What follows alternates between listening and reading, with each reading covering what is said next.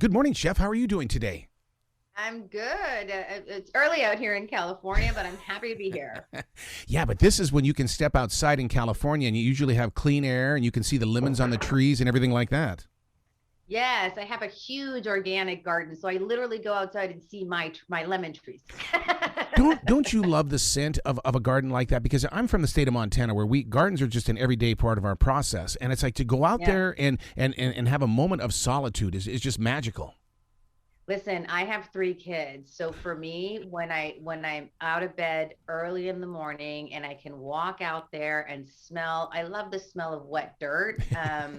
It's usually when the irrigation system is going when I'm out there at like 6 o'clock in the morning. And it is, you're absolutely correct. It's like the most beautiful way to start my day. It's like, ooh, a boost of energy to be in the presence of just nature and all that beauty and all that deliciousness. I love the way that you say wet dirt because I mean we growing the garden and stuff like that. I mean we would eat the veggies and everything like that fresh from the dirt. There was no reason to go in the house and wash it off. Just eat it, man. That dirt's good for you. Same. We have a fully 100% organic garden, and half of the time I will literally just grab stuff. I won't even chop it up. We'll eat it. And I think people forget that there's so much, there's actual nutrients in that soil. Like, don't peel the carrot if it's coming out from organic earth, just eat it. Do you ever sit there and wonder, though, with all the things that you know by way of cooking, why isn't this taught in middle school? Because, I mean, I swear children would love to learn how to be better preparers in that kitchen. And listen, we're gonna go in this direction. Are you sure? Because I could be here for 6 hours. I'm with you 100%. I am a deep, deep believer and researcher and lover of uh, geometry and sacred geometry. So in my mind, I'm like, why isn't the classroom outside where they're learning all of these patterns and numbers through nature at the same time understanding that you can get all of it. You can literally get a geometry class and a class on nutrition and a class on seasons and cycles and the class on the actual calendar and you know what I'm saying? Like every single thing you want to learn about how this earth functions is out there literally It in is. my organic garden. It's the full circle. I mean, because even as a daily writer, I'll sit there and I'll say, wait a second, I may have a page in front of me, but it started out as a seed. It needed a raindrop. It needed something. And that's the way that I run my life. There's a continuation, and I'm just part of the process. Absolutely, absolutely. I've had children. We've opened up the house before to bring children in to do cooking classes and harvesting and like so that they see the process of like garden to table. And it is so heartbreaking when we get those kids who for the first time realize that food doesn't come from a box. It is, and that's when I realized kind of my purpose is I'm like, oh my goodness, there's literally generations of kids that don't understand this process that really think that food comes from the supermarket. I mean, Yeah. we're grateful for supermarkets, right? They make our life easier, but that a lot of these kids, a lot of these generations just don't have an understanding of where food comes from and why it's so important to protect those food sources. Well, there should be a bus trip through on Highway One, not along the coastline, but when you go through the fields, because that was an eye opener and a life changer for me when I saw all of that on Highway One. Yeah, I think, like I said, it's just about exposure and making sure, in this very connected world that we take advantage of being very connected and trying to expose and trying to share as much as we can about these processes. I know I do it on my social media, like that's my little, that's my little grain of sand is to get, and that's really kind of the focus, honestly, of this book. To kind of remind people of kind of back to basics. It's not that complicated. You just need a few good ingredients. You just need to understand, seasons. Try to head out to your farmer's market if it's available, and it's just about getting people kind of back to basics and not as dependent on all of these things that are so highly processed. So, do you feel like that you're giving away the family recipes though in this? I mean, you go into some real authentic food here. No, not at all. But I totally get what you're saying. There's two kinds of people in this world. I have always said, like people that share their recipes and people that don't. Yeah. And I am the former. Like I just whenever I see something good or create something good, I think we're all put on this earth with a purpose, and mine was to share my love of food. So all of the recipes that have been handed down to me, I am more than happy to share. In fact, I'll get like, Instagram tags or messages from people that are like, hey, do you mind if I sell like your choco flan at my shop? And I'm like, go for it. Just tag me. Like, I don't care. I feel like the more goodness you put back into the world, and I've proved this is my life. Like, I am here to say this is 100% true. If you put good out into the world will reward you with just as much goodness. If you hold stuff in and don't share it, the universe is going to be the same towards you. I love the way that you're using cauliflower, because so many people just go, ooh, cauliflower. But when you use it as a tool, because I mean, I'll have, instead of having, when I do like salsa and chips, it's cauliflower chips is what I'll do. You're doing it with spaghetti. Yeah. And a lot of these recipes, like you said, are super traditional, but some are not. We have a super mixed family. Like, I'm divorced. I'm not married to my kid's husband. I have very close relationship with my ex-husband's family. They're super Mexican charros. Philip is half Jewish, so there's latkes in the book. So, we touch on everything. Like, but it's more than anything, the book is about living in California and preserving our Mexican heritage. But that cauliflower that you mentioned, listen, I'm like everybody else. People are like, oh, you're a chef, so your kids must eat everything. And I'm like, no, my middle child will go for weeks on just like bread and pasta. Like, I understand. I'm a mom. I get it. And this was one of the recipes where I figured out how to sneak in a whole bunch of cauliflower into a beautiful kind of bechamel sauce to coat spaghetti. So a lot of these recipes are kind of my way of letting everybody know that I'm a mom just like everybody else, and I didn't need to sneak in those vegetables. You talk about latkes and stuff like that. What's so special about David's latkes? What is he doing with his that would make mine a little bit spicier, maybe? No, well, I do suggest, I believe, a chipotle crema to serve with them. Really? But they're made with a combination of sweet potato and russet potato, so you're getting a slightly healthier carb in the sweet potato, and it's kind of snuck in there because I tried actually just full on sweet potato and he would not have it. It was sent back to the chef. The sweet potato latke was sent back to the kitchen. But when I did a combo of both, he happily ate it. So. Part of the greatness of this book and the fantasy is the artwork. Was this you that put the artwork together? Who did this? No, it's an illustrator. I had a mission with this book to work with Latina artists and a Latina publisher. Little Libros is a Latina publisher in LA that's a premier children's bilingual publisher in the US. And she actually suggested Eliza Moreno, who is an artist in Mexico City. She actually sent a list and she was at the top of the list. And I visited her Instagram page and I said, Patty, she's my publisher. I said, Patty, I don't even need to look at the rest of the list.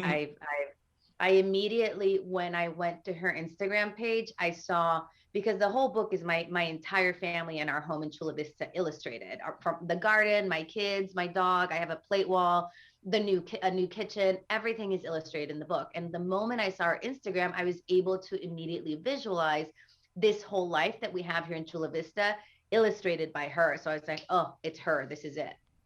So now, one thing that I'm not seeing in here, but I would love to hear how you would do it, is menudo. I love menudo. Yeah, I actually do have a recipe for it. I think it's highlights, and it's all about, when I was in Mexico, getting menudo and getting that pork belly and all of the ingredients that you need, or the tripe, you really had to. I remember, like, literally in my house, they would listen. I'm not suggesting to try this at home, but they would clean the innards of the pork with actual Clorox, with like chlorine. Oh, wow. I'm not kidding. Yes. And this is common practice in Mexico. I'm not suggesting this. Do not do this. But what's amazing is that now you can find all of these ingredients ready to roll. Like, even back in the day when I started culinary school, none of this stuff was available to me. Like, thank goodness I was in Tijuana, so I could get everything. But on the US side of the border, when I had stuff to do here for work or whatever, it was so hard because a lot of that stuff I couldn't bring with me through the international border. There's restrictions of what you can bring across the border. So I was like, I can't bring this or that with me. But now there's so many, like the Northgate Market, you can find everything. Like, you literally have to walk up to the deli. That's what's amazing about living in California, and be like, I'm making menudo, and they'll give you your little bag. Like, literally, you don't even have to think about it. It's like being in Tijuana for me, being in the markets in San Diego. So it makes life a lot easier. morning after being up all That's night right. That's right. is actually what it was. So if you went to like a wedding and it Hmm. was a good wedding, after dinner, a few hours later, you would get the menudo for breakfast. At like weddings are on Saturday nights. So sometime around 6, 7 a.m., you would get the menudo so that you could recharge and continue dancing on the dance floor. And So that's just how it was. absolutely. So now the arroz con leche. I mean, this is milk, right? Arroz con leche, yeah, it's basically a rice pudding. It's Oh, basically it's a very simple rice pudding. That's actually one of the favorites. Arroz con leche is basically soaked um, rice with cinnamon and spices and made super sweet in the pudding, and a really yummy, traditional, straightforward dessert that the kids can really, really help you make out. And that's the purpose of the book. I say, because people are like, is this for kids cooking? I'm like, no, this is for families cooking. Because if it's yes. for kids cooking, you're literally like, grabbing a piece of bread, flattening it out, putting a banana on it and rolling it up. Like, no, this is actual food for the actual family for you to put on the table. But the goal of these recipes is that they're palatable to the entire family. They're not kiddie food and they're not super spicy, complex adult food from a restaurant. It's like that happy medium where the kids love it and will eat it. It's not complicated, it's traditional, but the parents have the option of adding a little more salsa, a little more habanero, some more garnishes if they want, but you get those base recipes like the arroz con leche that everybody in the family will love. Well, your mantra is the heart is our kitchen. I mean to go from there, that right there in itself says family as well as personal growth. Yeah, and I think that's kind of, and I've always said food is my vehicle, but the honest goal has always been um, to kind of remind people what the Mexican culture brings to this country, and that's Hmm. everything is so centered on family. Everything is just so centered on family, and cooking is such a great way to kind of peek into that window and see how if you go to a Latino's home and talk about recipes, it's always going to be about la abuela, the grandmother, the mother, the grandfather. It's always going to be about tradition. It's always going to be about family. It's always going to be about sharing culture.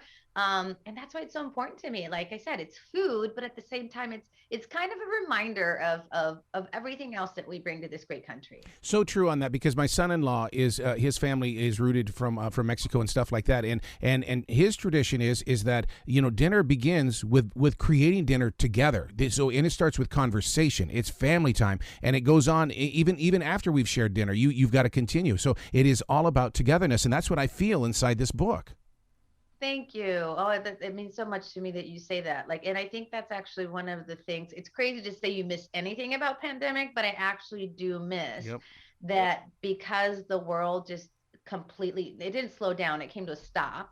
I was forced to cook with Philip and be with my kids. And it was the most creative I've ever been. That's when I wrote this book. That's when I was the happiest. Like, there were definitely times when it was very nerve-wracking financially, the kid, my teenager at home. Like, there were definitely moments that were very difficult about pandemic, but at the same time, it was a reminder of what life looks like when you slow down Hmm. and just get into the kitchen with your kids, and you create and you share, and you literally just have to slow down because we had no place else to be. So cooking was long, dinners were long, everything just went at the pace that I think it was naturally supposed to go. And I do miss that so much. That's so funny you say that because I write about that a lot, that I yearn for those moments. That it's not that I want the pandemic to come back. I just want to have those moments where I can have time to just enjoy time. And because it seems like we're running around again like crazy people. Yes, And how am I yes. supposed to enjoy these asada tacos if I'm on the run? 100%. And how are you supposed to enjoy the process? I've Right. never been more creatively successful than when I was cooking in pandemic.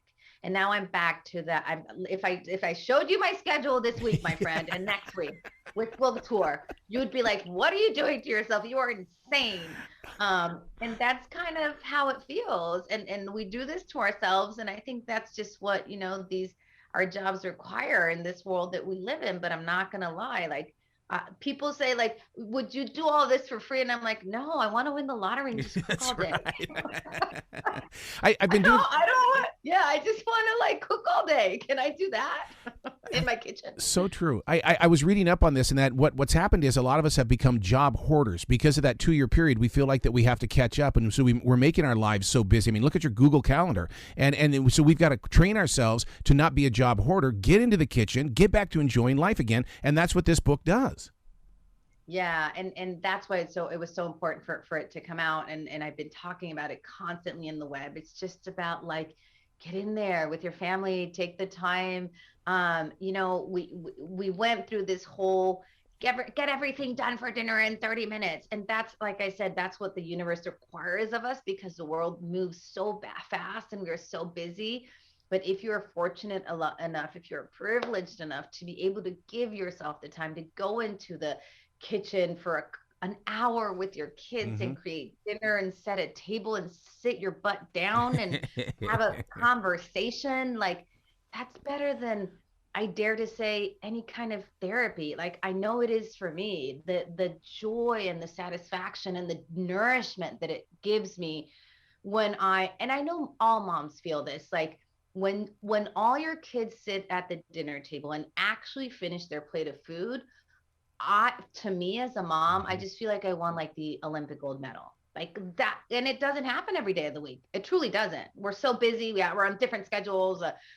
One has soccer, one has karate, one dances flamenco, the other one's about to graduate from high school. Like it's crazy. Philip and I travel a lot, work. It's crazy. And when we do all get to sit down, the satisfaction it gives me, and it's like it's almost like childbirth because I'll forget how painful that was, and then I went and did it again 3 times, but then I'll sit there and I'll be like, I can't believe I let a whole week pass without kind of figuring out how to make this happen again because we're so busy. Like when I'm sitting there and I'm looking at them and they're eating the food and we're talking, I'm like, I wish we could do this every day. And our reality is, honestly, we can't. I mean, I can't believe how close we are to the month of May already. I swear it was just 2020, and here we are in 2022, halfway through. Totally. Where was I? Yesterday I was doing something and I was leaving an event and the lady said, have a nice summer. And I'm like, we're in Q2, relax. Now, I was like, you need to chill, man. You need to chill. How much does the air fryer play into any of this? Because I mean, does that take away from the authenticity of the quality flavor?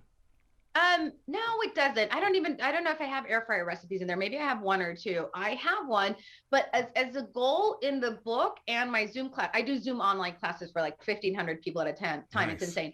But I make it a point, and I actually just remodeled my kitchen, and everybody was like, did you get all the gadgets? And I'm like, no, because I'm a teacher. And as a teacher, how would you feel if I was cooking and I bring out this state-of-the-art machinery that you don't have at home?